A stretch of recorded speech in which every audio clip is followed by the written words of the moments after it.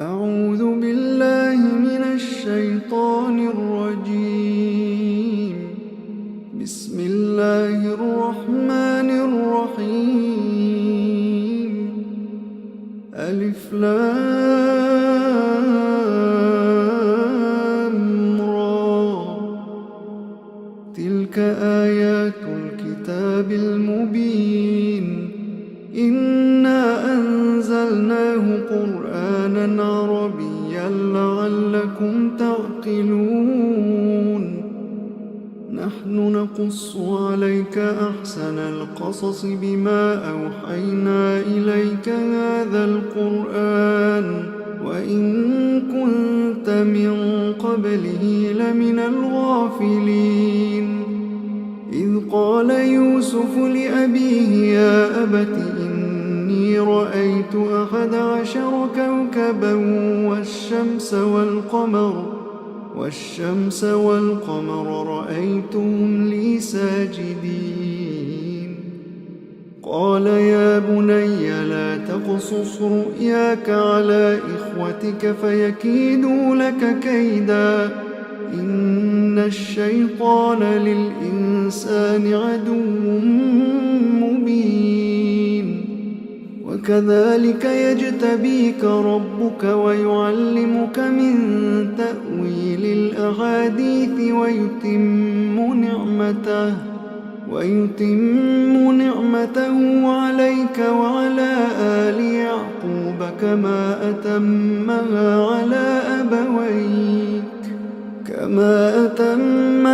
على أبويك من قبل إبراهيم وإسحاق إن ربك عليم حكيم.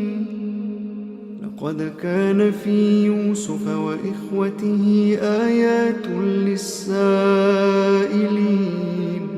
إذ قالوا ليوسف وأخوه أحب إلى أبينا منا ونحن عصبة إن أبانا لفي ضلال مبين.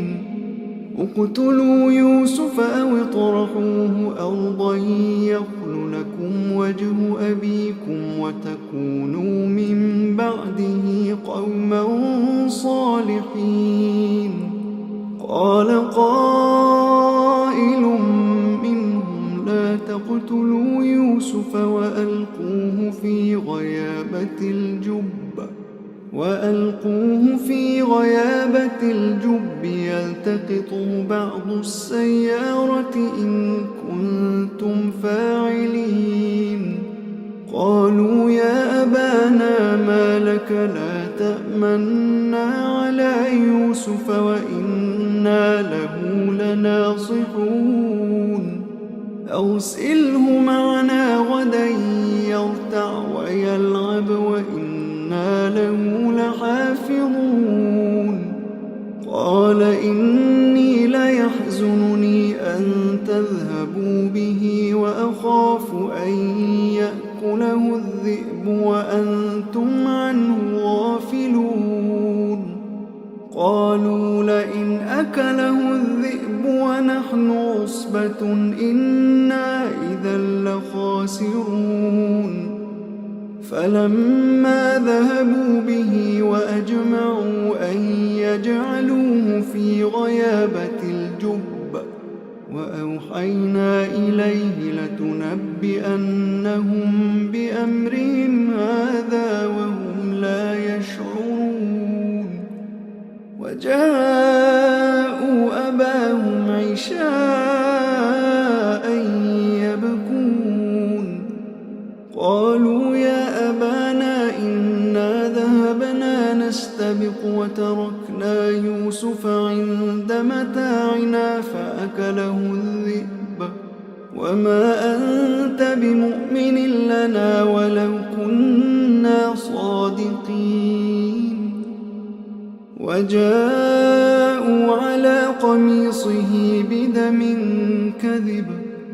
قال بل سولت لكم أنفسكم أمرا فصبر جميل والله المستعان على ما تصفون.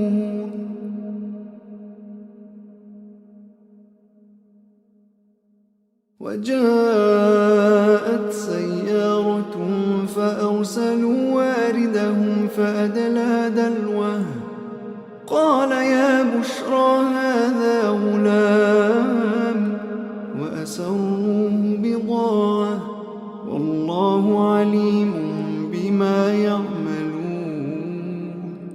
وشروه بثمن بخس دراهم معدودة وكانوا فيه من الزاهدين وقال الذي اشتراه من مصر لامرأته أكرمي مثواه عسى أن ينفعنا أو نتخذه ولدا وكذلك مكنا ليوسف في الأرض ولنعلمه من تأويل الأحاديث والله غالب على أمره ولكن أكثر الناس لا يعلمون ولما بلغ أشده آتيناه حكما وعلما وكذلك نجزي المحسنين وراودته التي هو في بيتها عن نفسه وغلقت الأبواب وقالت هيت لك قال معاذ الله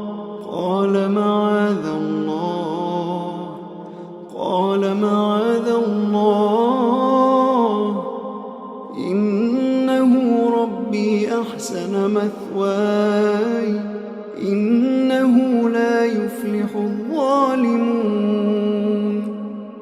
ولقد همت به وهم بها لولا أن رأى برهان ربه كذلك لنصرف عنه السوء والفحشاء إنه من عبادنا المخلصين واستبق الباب وقدت قميصه من دبر وألف يا سيدها لدى الباب قالت ما جزاء من أراد بأهلك سوءا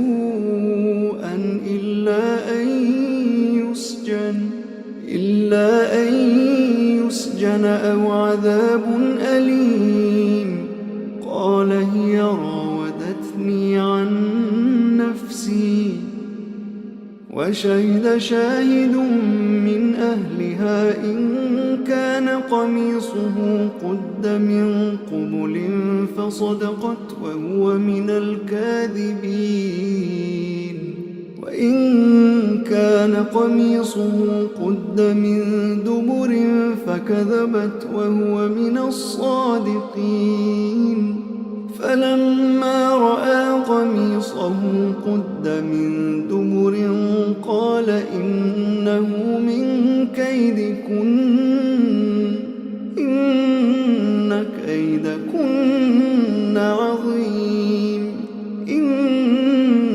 كيدكن عظيم يوسف أعرض عن هذا واستغفري لذنبك إنك كنت من الخاطئين.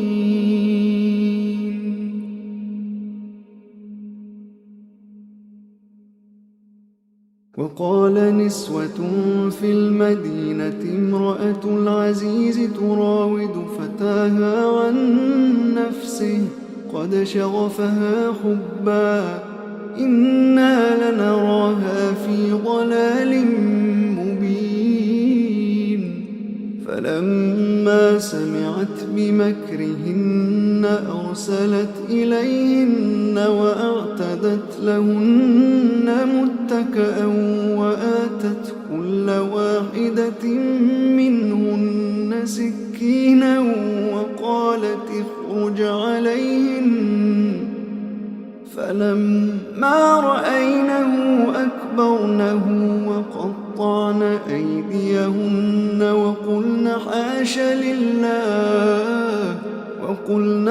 حاش لله ما هذا بشرا إن هذا إلا ملك كريم. قالت فذلكن الذي لمتنني فيه ولقد راودته عن نفسه فاستعصم ولئن لم يفعل ما آمره ليسجنن وليكونن من الصاغرين. قال رب السجن أحب إلي مما يدعونني إليه قال رب السجن أحب إلي مما يدعونني إليه وإلا تصرف عني كيدهن أصب إليهن وأكن من الجاهلين. فاستجاب له ربه فصرف عنه كيدهن إنه هو السميع العليم. ثم بدا لهم من بعد ما رأوا الآيات ليسجننه حتى حين.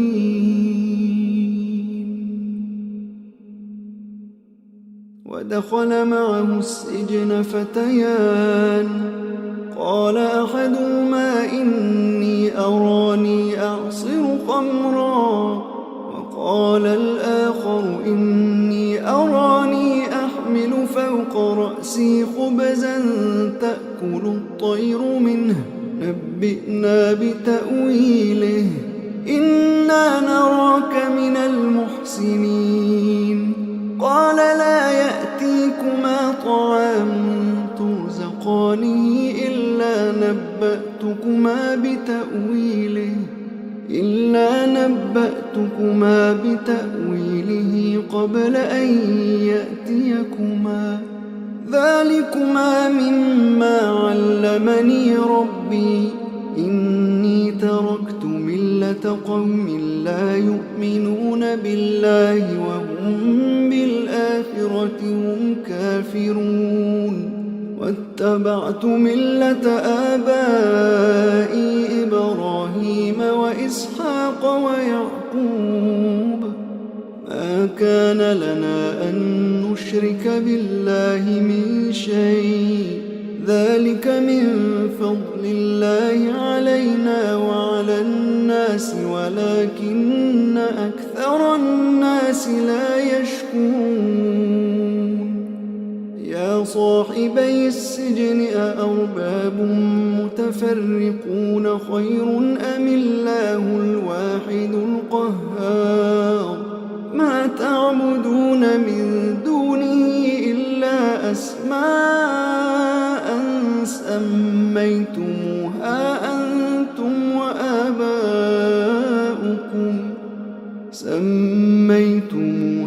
أنتم وآباؤكم ما أنزل الله بها من سلطان إن الحكم إلا لله أمر ألا تعبدوا إلا إياه ذلك الدين القيم ولكن أكثر الناس لا يعلمون.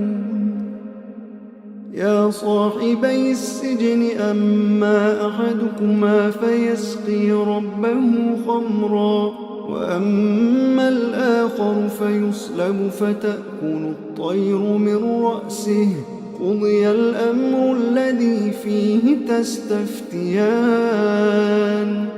وقال للذي ظن أنه ناج منهما اذكرني عند ربك فأنساه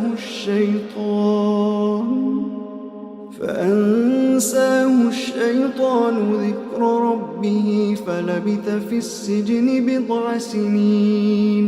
وقال الملك إني أرى 7 بقرات سمان يأكلهن 7 عجاف يأكلهن 7 عجاف و7 سنبلات خضر وأخر يابسات.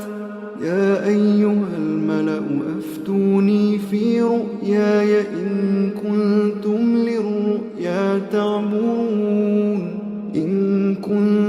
للرؤيا تعبرون. قالوا أضغاث أحلام وما نحن بتأويل الأحلام بعالمين. وقال الذي نجا منهما وادكر بعد أمة أنا أنبئكم بتأويله فأرسلون. يوسف أيها الصديق أفتنا في 7 بقرات سمان يأكلهن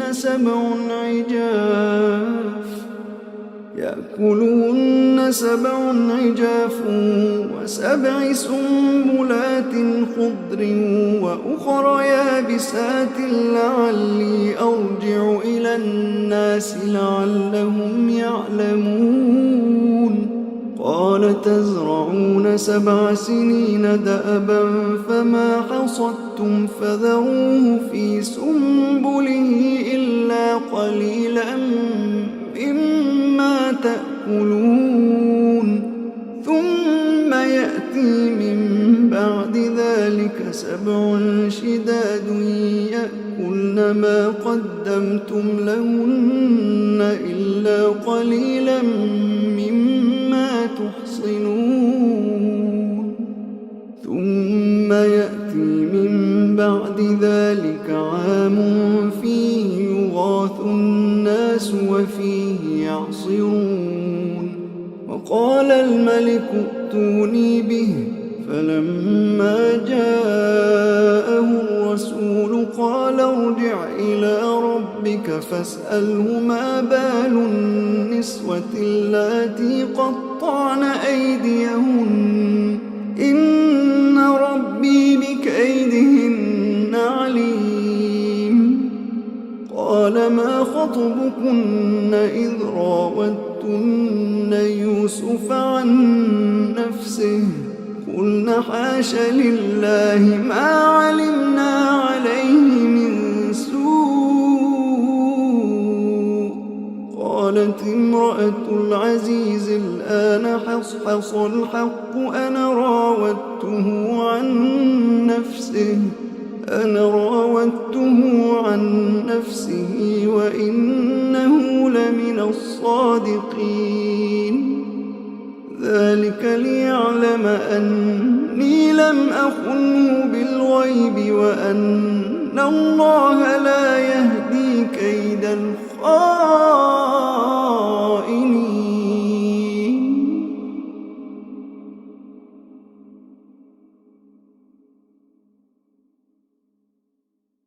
وما أبرئ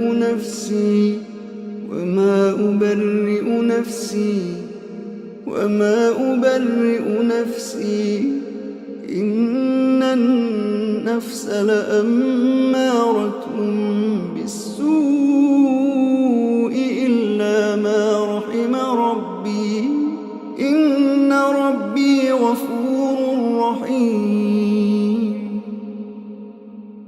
وقال الملك ائتوني به أستخلصه لنفسي. فلما كلمه قال إنك اليوم لدينا مكين أمين. قال اجعلني على خزائن الأرض إني حفيظ عليم.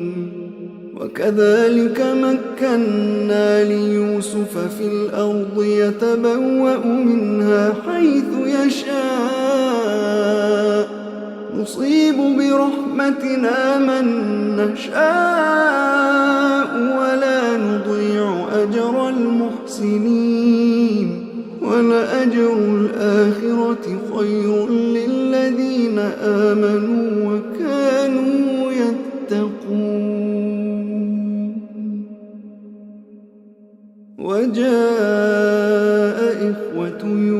فدخلوا عليه فعرفهم وهم له منكرون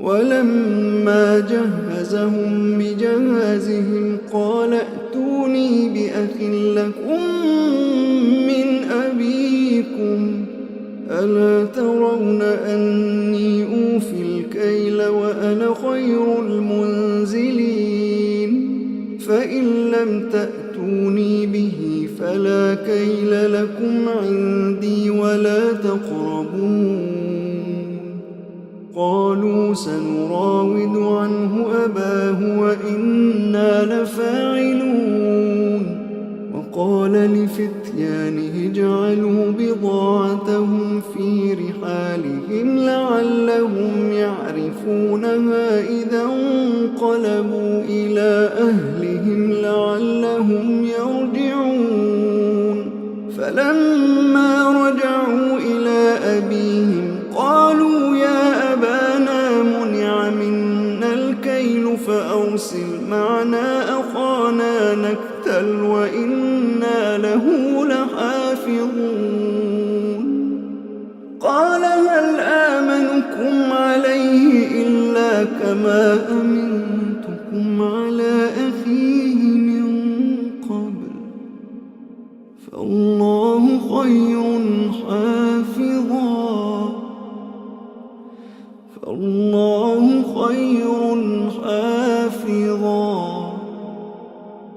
وهو أرحم الراحمين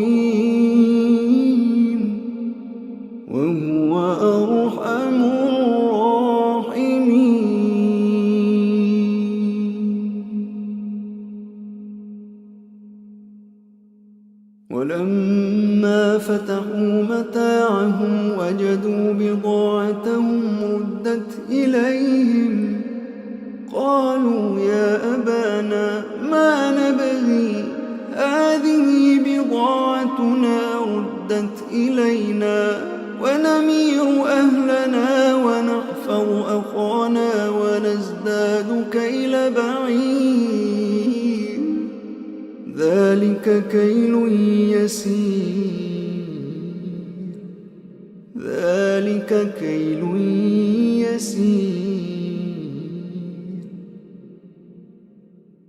قال لن أرسله معكم حتى تؤتون موثقا من الله لتأتونني به إلا أن يحاط بكم فلما آتوا موثقهم قال الله على ما نقول وكيل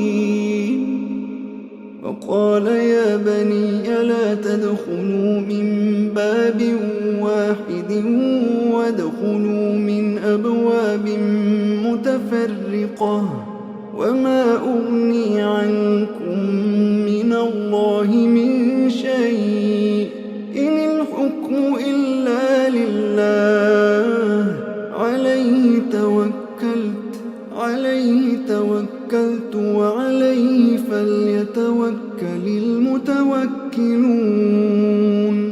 ولما دخلوا من حيث أمرهم أبوهم ما كان يغني عنهم من الله من شيء إلا حاجة في نفس يعقوب قضاها وإنه لذو علم لما علمناه ولكن أكثر الناس لا يعلمون ولما دخلوا على يوسف آوى إليه أخاه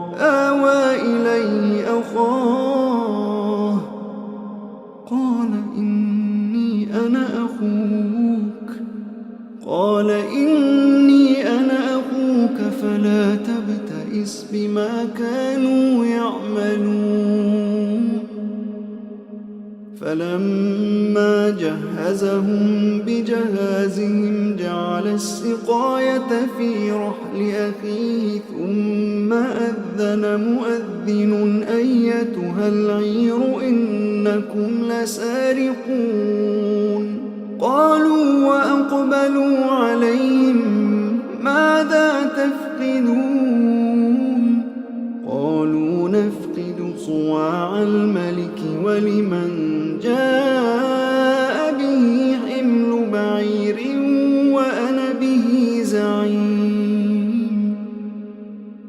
قالوا تالله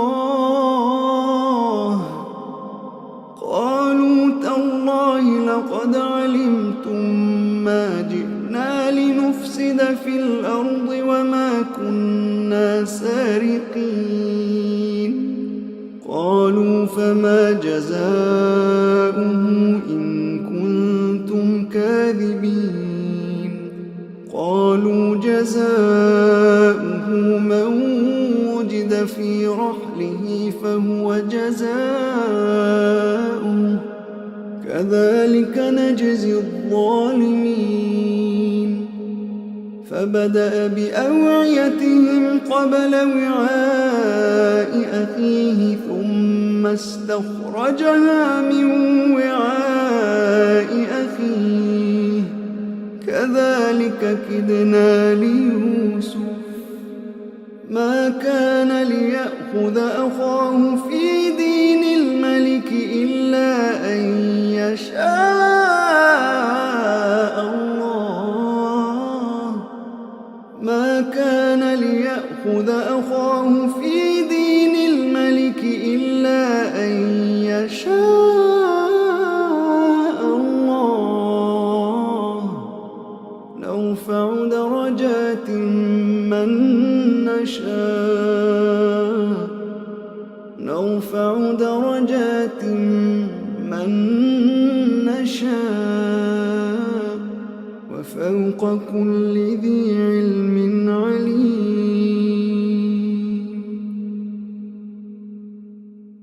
قالوا إن يسرق فقد سرق أخ له من قبل فأسرها يوسف في نفسه ولم يبدها لهم قال أنتم شر مكانا والله أعلم بما تصفون قالوا يا أيها العزيز إن له أبا شيخا كبيرا فخذ أحدنا مكانه إنا نراك من المحسنين قال معاذ الله أن نأخذ إلا من وجدنا متاعنا عنده إنا إذا لظالمون فلما استيئسوا منه خلصوا نجيا قال كبيرهم ألم تعلموا أن أباكم قد أخذ عليكم موثقا من الله ومن قبل ما فرطتم في يوسف فلن أبرح الأرض حتى يأذن لي أبي أو يحكم الله لي وهو خير الحاكمين ارجعوا إلى أبيكم فقولوا يا أبانا إن ابنك سرق وما شهدنا إلا بما علمنا وما كنا للغيب حافظين واسأل القرية التي كنا فيها والعير التي أقبلنا فيها وإنا لصادقون قال بل سولت لكم أنفسكم أمرا فصبر جميل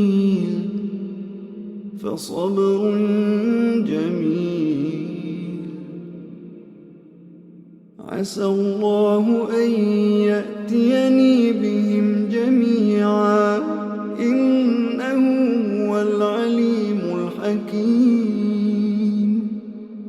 وتولى عنهم وقال يا أسفا على يوسف وتولى عنهم وقال يا أسفا على يوسف وابيضت عيناه من الحزن فهو كظيم. قالوا تالله تفتأ تذكر يوسف حتى تكون حرضا أو تكون من الهالكين. قال إنما أشكو بثي وحزني إلى الله وأعلم من الله ما لا تعلمون. يا بني اذهبوا فتحسسوا من يوسف وأخيه ولا تيأسوا من روح الله إنه لا ييأس من روح الله إلا القوم الكافرون. فلما دخلوا عليه قالوا يا أيها العزيز مسنا وأهلنا الضر وجئنا ببضاعة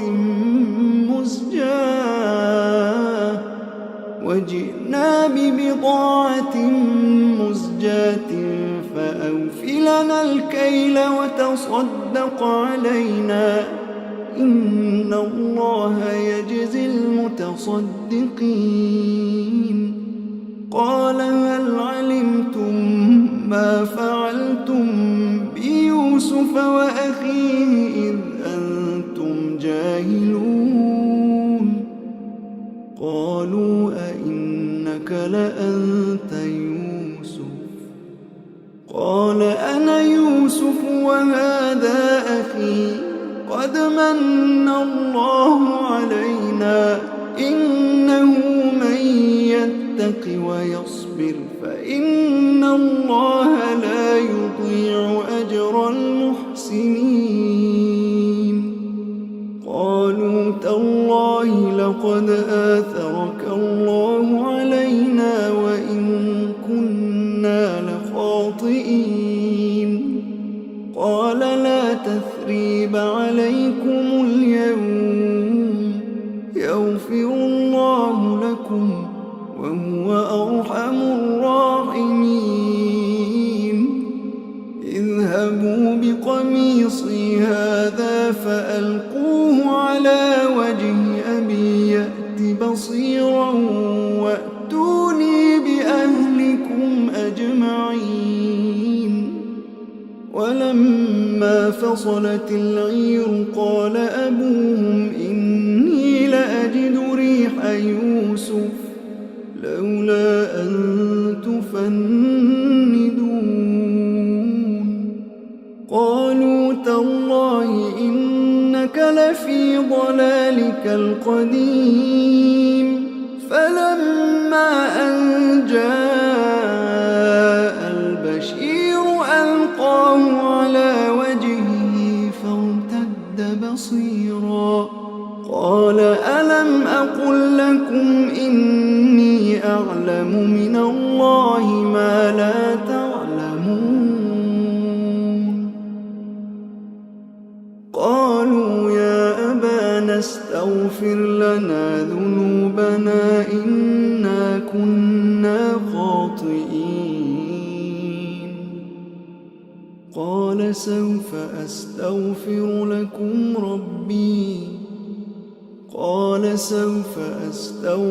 لكم ربي إنه هو الغفور الرحيم.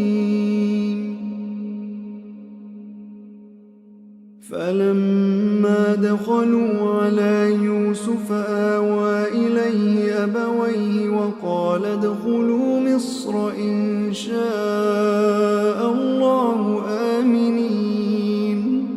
ورفع أبويه على العرش وخروا له سجدا وقال يا أبت هذا تأويل رؤياي من قبل قد جعلها ربي حقا وقد أحسن بي إذ أخرجني من السجن وجاء بكم من البدو من بعد أن نزغ الشيطان بيني وبين إخوتي إن ربي لطيف لما يشاء إنه هو العليم الحكيم رب قد آتيتني من الملك وعلمتني من تأويل الأحاديث فاطر السماوات والأرض أنت ولي في الدنيا والآخرة توفني مسلما وألحقني بالصالحين ذلك من أنباء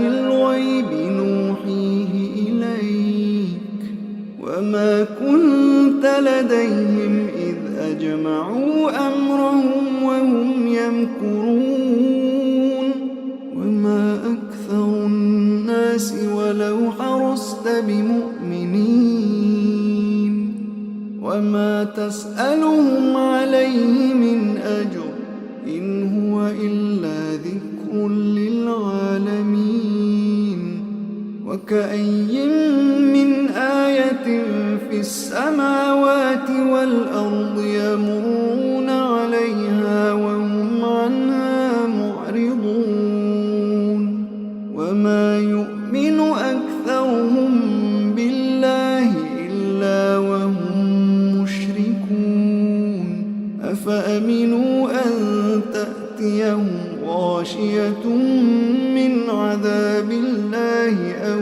تأتيهم الساعة بغتة وهم لا يشعرون قل هذه سبيلي أدعو إلى الله قل هذه سبيلي أدعو إلى الله على بصيرة أنا ومن اتبعني وسبحان الله وما أنا من المشركين قل هذه سبيلي أدعو إلى الله على بصيرة أنا ومن اتبعني وسبحان الله وما أنا من المشركين وسبحان الله وما أنا من المشركين وما أرسلنا من قبلك إلا رجالا نوحي إليهم من أهل القرى أفلم يسيروا في الأرض فينظروا كيف كان عاقبة الذين من قبلهم ولدار الآخرة خير للذين اتقوا أفلا تعقلون حتى إذا استيأس الرسل وظنوا أنهم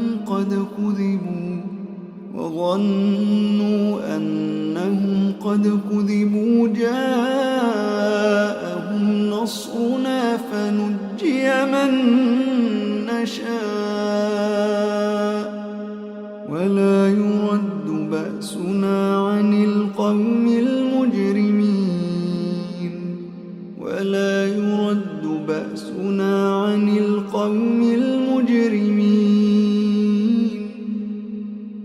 لقد كان في قصصهم عبرة لأولي الألباب ما كان حديثا يفترى ولكن تصديق الذي بين يديه وتفصيل كل شيء